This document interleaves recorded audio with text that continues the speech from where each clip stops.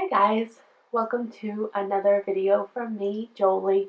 Today I want to talk about goal setting and map making. This was highly requested after I did my bullet journal video and showed the pages that I had laid out for map making. Map making is a system set up by Tara Swiger, and I will link to it below. And this is where I first learned about how to goal set sort of over the course of 3 months by breaking down one goal into milestones and then making tasks in order to be able to achieve those milestones. I also recently read a book which I really enjoyed and highly recommend called The 12-Week Year. And this book, so the idea of the 12-week year is that instead of goal setting for the course of a year and then deciding in December whether you hit or miss those goals, you only consider 3 months at a time, hence 12 weeks. Basically, you set a goal for 12 weeks into the future or 3 months into the future, and then again break it down into tasks that would have to happen in order for that goal to be met, and then he has you scheduling actions weekly in order to be able to achieve those tasks and therefore meet your goal. Those are the two resources that I suggest you look at, the Map Making Guide by Tara Swiger. I will also link to a couple podcast episodes by her that are really good about goal setting and map making. And then the other resource I use is the 12-week year. Those are sort of where I learned about this method. But then I just want to explain what I do, because I think I've probably taken all the information from them and kind of jumbled it up in my mind and sort of came up with my own method that works for me. So the map making guide that I lay out in my bullet journal looks like this. The first thing that I do is I think about what would I like to be celebrating in December. What would I really like to achieve over this next year? What would I really like to have happened? And then I think about, okay, what can I do in 3 months that will move me towards that bigger goal? So for this first 3 months, I set myself an income goal. I originally had spaces for 10 milestones or tasks that would have to happen in order to achieve that income goal. But when I was reading 12-Week Year, he really suggested actually just listing the fewest number possible.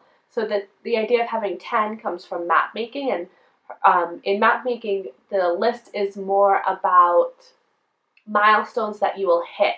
So for example, if your 3-month goal is to have 5 clients for your new business, 5 of the milestones will be, I have 1 client, I have 2 clients, I have 3 clients, I have 4 clients, I have 5 clients.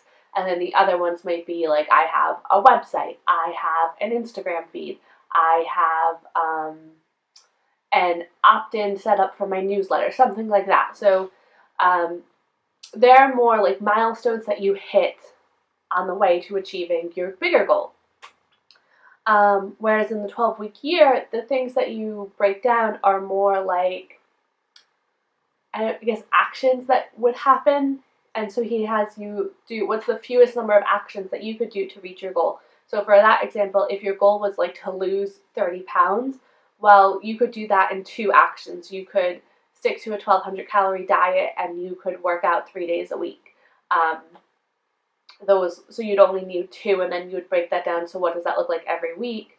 You need to schedule in those workouts. You need to figure out your meal plans, whatever it is. There would still be tasks that go under each of those actions. I got mine down to really 5 things that I needed to do to meet my income goal.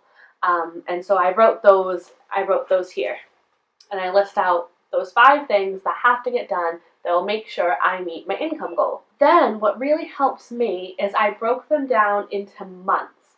So my first one was hold a webinar to launch my Learn to Tech Edit course. So that opened in January. And so my January tasks to meet that first milestone towards my bigger income goal was to set a date for the webinar, to create slides for the webinar, to promote it on Periscope and Twitter, and then it was hold the webinar. And so those were 4 tasks that had to be done in January in order to meet that first milestone. Then the second part was to launch the class, and I didn't just say launch the class, I wanted to launch the class and have X number of signups. So in order to do that, I needed to open the spots. That involves changing my website to go from waiting list to have a buy now button. I needed to email the newsletter, and I need to email them when I open, and I need to email them when I close it as well. And so there were a few more tasks in my January to-do list in order to get the second milestone done.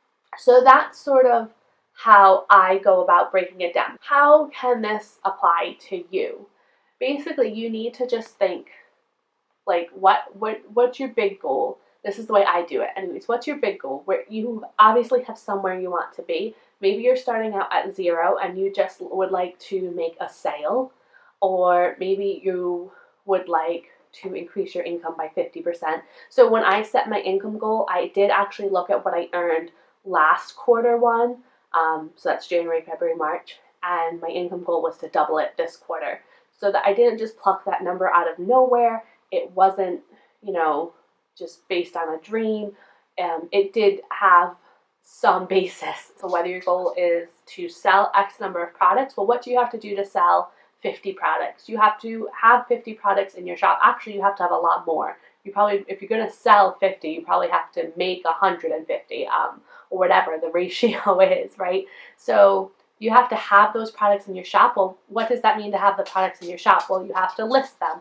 What does it mean to list them? Well, you have to photograph them. You have to have created them. So your milestone, your goal might be sell 50 items. Your actions might be have 150 items listed in my shop,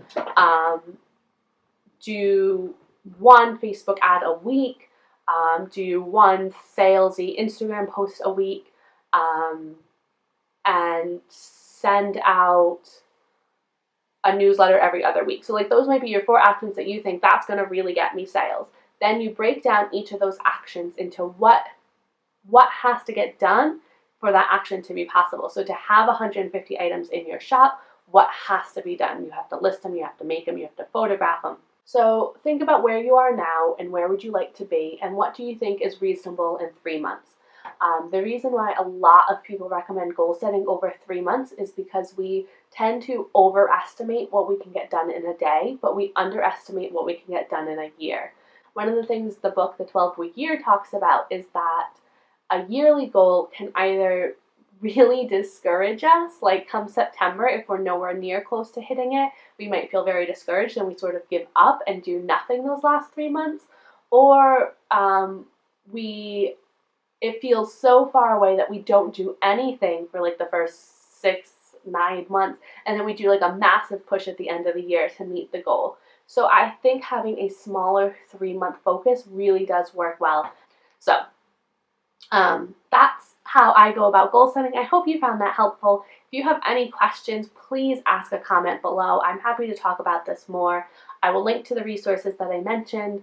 And as always, if you found this helpful, please hit that thumbs up button, give this video a like, and subscribe to my channel so you don't miss any videos from me. I do a new review video every Thursday, so I will talk to you guys soon. Bye!